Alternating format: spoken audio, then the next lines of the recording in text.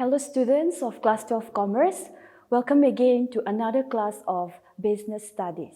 So students, we are still going to continue from Unit 6, okay? Unit 6 is all about staffing, alright? So today's topic is components or aspects of staffing, okay? So here under these components, there are 3 points, okay? Number 1 is recruitment, number 2 is selection, and the third one is training, okay? So in today's class, I'll be covering the first components, that is about recruitment, okay? So let's see what is recruitment, okay? Let's remind ourselves all over again. Recruitment is nothing but it is motivating, okay? Motivating the candidates, okay, to apply for the job vacant under the organization, okay? Or in other words, recruitment is simply, okay, searching for new employees to work under the organization where capable and potential candidates, they apply, okay, and they got selected, all right? So here, under this recruitment, there are 2 sources, okay? There are 2 sources. The first one is internal sources of recruitment, and the other one is external sources of recruitment, okay? So we will cover all these internal and external in today's class. So here, external sources of recruitment is all about when recruitment is being done within the organization, okay? When, selection or recruitment is being done within the organization.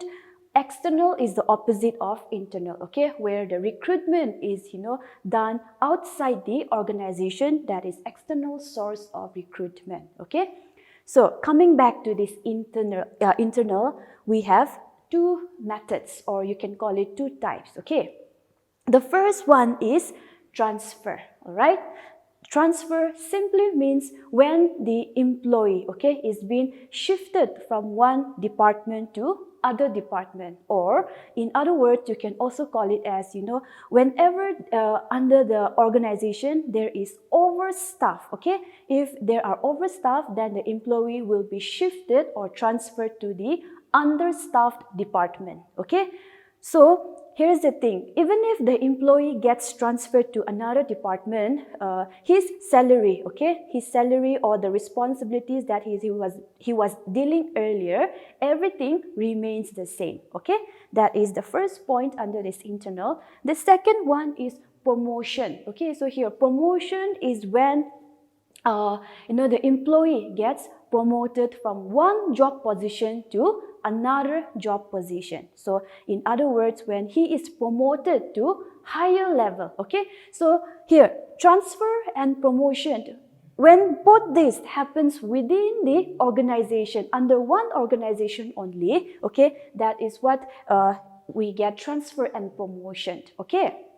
So class, moving ahead, let's have a look at what are some advantages and disadvantages under internal sources of recruitment, okay? So number 1, it's motivational values, okay? Motivational values. So as I have mentioned here in the promotion, promotion happens within the organization internally, right?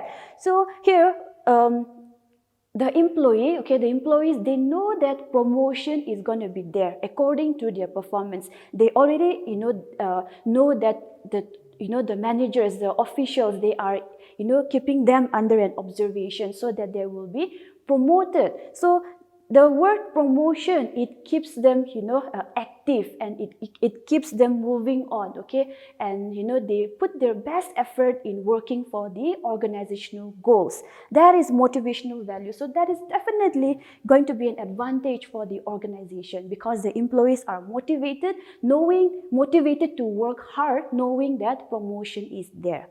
Secondly, easy selection and placement. So we have the same reason here, okay? Since, the thing, this recruitment is been under the one organization only, even if the promotion happens, okay, even if promotion happens to the employee, the managers or the top officials, to select them, okay, they know who is working hard and who is not, who is potential and who is not. The managers, they are already, keeping an eye to the employees, okay, so for them, it is not hard to select the, right candidate, okay. At the same time, to give them a position or a post under the organization, it is quite convenient for them to select who is the right candidate to be promoted or to be shifted in another department and so on. Okay, so to select and to give them a placement for the organization, it's quite convenient. The third point is no need for induction. So here, even if the employee, okay, gets promoted, he'll have to go for another training period, right? But under this organization, there is no need for induction. That means there is no need for orientation for the employee because that employee is already a part of the organization. He's been working for quite a long time, right? So he knows where he need to go, where he need to work, in which department, he knows every details of the department or the organization. So no expenditure, nothing. Okay, so no need for induction. And then number 4 is adjustment of surplus employees. Okay, so here another benefit of this organization is whenever there is overstaff of employees in the organization, they can be shifted to another department, okay, whichever department is understaffed, okay, the employees are, quite flexible to shift to one department to another department. That is why it is called adjustment of surplus employee. Means adjustment in the sense they can be flexible, okay, so they are able to, shift from one department to another department easily. The last one is economical. So the last advantage is economical. Compared, okay, this internal sources of recruitment is very much, the expenses is very much lesser compared to external sources. Why? Because no advertisement is needed here, okay, since the employees, they are already aware of where to go, advertisement and unnecessary expenditure is not there under this internal recruitment. Okay, so these are the few advantages that we have covered now. Let's have a look at some of the disadvantages of internal recruitment.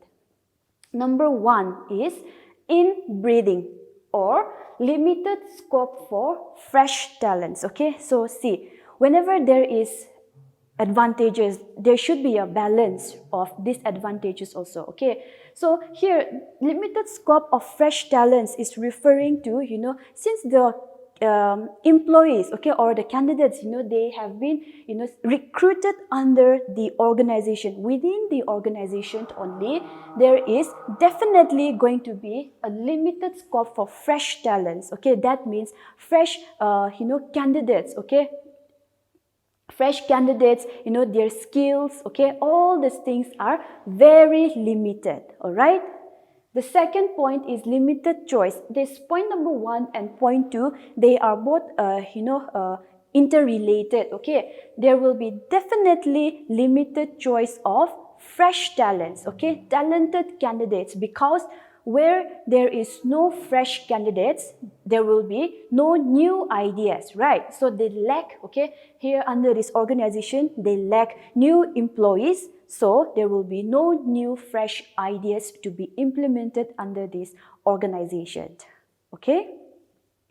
Third one, it says lethargy among employees due to assured promotion. So as mentioned here, promotion is there within the organization. We know that, right? And even the employees, they know that promotion is there, so they get motivated and work. But here, in this point, it talks about, since there is shortage of promotion, they become lethargy. Lethargy means lack of energy or lack of enthusiasm. Okay, so since they know that promotion is there, they become quite lazy to put their full effort. Okay, so whenever there is lack of energy to work for the organization, okay, that is lethargy. So they face, since they know that promotion is there, they become lazy to, just put their full effort and work for the organization. The fourth point is lack of competition. Okay, so here lack of competition is definitely seen here under this organization because because there is no competition spirit among the employees. They do not bother to compete with one department to another department. The employees itself, they are lazy, right? They do not get motivated. So obviously there will be no competitive spirit among the employees. All right. Lastly, we have reduced productivity. Okay, so here, whenever this transfer of the employees keeps on happening, okay, when the employee, he's been shifted to one department to another department, continuously, it will definitely reduce the productivity of the employee. Okay, the employee will not be able to develop in his skills, okay, because he's been shifted from one place to another. Okay, that is why it reduces productivity. Okay, so these are the advantages and disadvantages that we have covered. The next topic that we will see now is external sources of recruitment. Okay, so as already explained earlier, external sources means the recruitment which is being done within the organization. Okay, so there are 10 points, okay, 10 types of external recruitment. So let's see one by one. Now, the first one is direct recruitment or gate hiring. Okay, it is in page 186. Okay, so here this direct recruitment, it is it is when the job vacancies, okay, job vacancies, the advertisement are already pasted outside the gate, okay, or pasted outside the notice board of the organization, mentioning that this much vacancies is available for this department and so on. Okay, so especially, okay, this type direct recruitment, this type of recruitment is basically known for this unskilled and semi-skilled workers. Okay, example like plumber or this electrician or sweeper. Okay, if the organization are in need of this kind of workers, they paste the advertisement at the notice board, and then the suitable candidates, they come and they are recruited. Okay, number 2 is casual callers, okay, or waiting list. So this type of advertisement, okay, here the candidate, they have already applied for this job. Whenever there is job vacancies, the candidates have already applied for this particular job. Okay, but here this candidates are being given another round, okay, another round by the organization. In the first selection, if those candidates were not selected, okay, maybe over the years, if the organization finds that there are some vacancies available, then what they will do is they will not advertise new advertisement, okay, but the all details, the biodata of the all candidates are already saved in the computer. Okay, so from there on, they will contact the all candidates who have already applied. Okay, so it's like doing another round of screening for the candidates. Okay, so that's how the the all candidates, they know that they got this call and they go for this interview process and so on. So that's how these candidates are being selected. That is a casual caller or a waiting list. Okay. The other one is advertisement. So here, advertisement, okay, it is about a job advertisement. All right, when the organization advertise the full detailed information of that particular job under the newspaper, okay, or under different journals or magazines, okay, whatsoever, they put the advertisement. That's how the candidates, they come to know that there is a vacancy and they apply for it. Number 4 is employment exchange. So this type of recruitment is only run by the government, okay? And whenever these candidates, okay, whoever the candidates are, as they are seeking job, they will, give their details to the to the organization, okay? And whenever the organization finds that, there is some certain job vacancies which is best suited for the candidate who have applied their details, okay, the organization will get in touch with that candidate, okay, and that is how he get recruited. All right, so these are employment exchange. Means they have quite some disadvantage under this recruitment also, because when the candidate, he gave his details to the organization, okay, the organization get back to them after some years only. So his biodata get outdated, all right. So that is definitely not going to work out for the, for the organization as well as for the candidates. Number 5 is placement agencies and management consultancy. Okay, so here the agencies, okay, they provide placement to the organization, okay, and then the organization will get in touch with the candidates, okay. That's how they exchange their functions, the placement, okay. And in return, this agency, they get their registration fee from these agencies, all right. The candidate also have to pay a registration fee along with the organization. They also have to pay some certain amount of money to the agency for providing jobs to them, okay. That's how they function. And also we have this campus recruitment, okay. Under this campus recruitment, recruitment which is done, okay, which is done under the campus. This type of recruitment is especially, this type of recruitment is especially done under these educational institutions, okay, where, different agencies will come, okay, they'll come and, recruit new fresh talents, okay, for different purposes, okay. Different agencies will come and advertise that they have these job opportunities vacant in their organization and so on, okay. So in order to qualify for this kind of recruitment, the candidate must have some certain qualification among them as well, okay. So campus recruitment simply means recruitment which is done under the educational institution.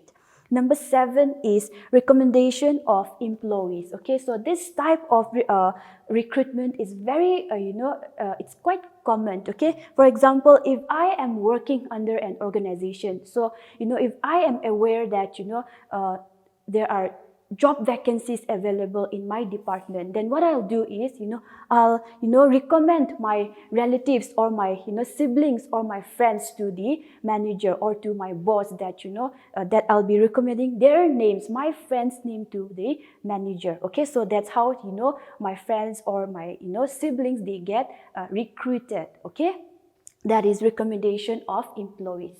Number 8 we have is this labor contractor. Okay, so here this labor contractor, they are the source of recruitment. Okay, they are the source of recruitment. Whenever the organization need labor contractor, okay, just for a temporary basis, this labor contractor, they are in need for a temporary basis to work under an organization.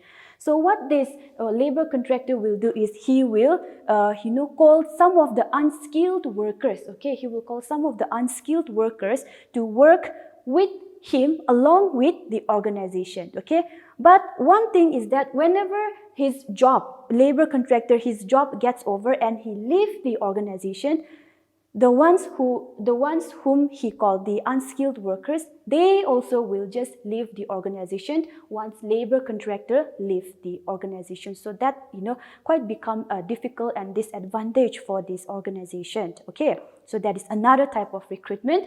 Number 9 is advertisement on television. So this is very simple to understand. When advertisement of a particular job vacancies is being displayed, it is available on television, where all the details of the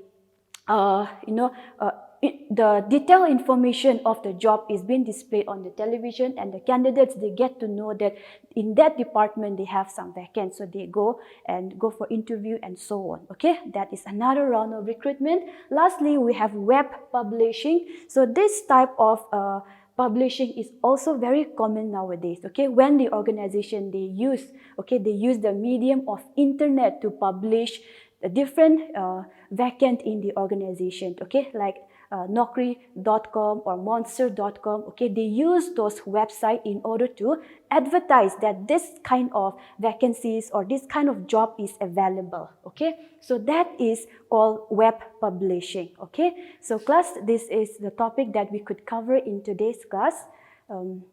So yeah, thank you for listening.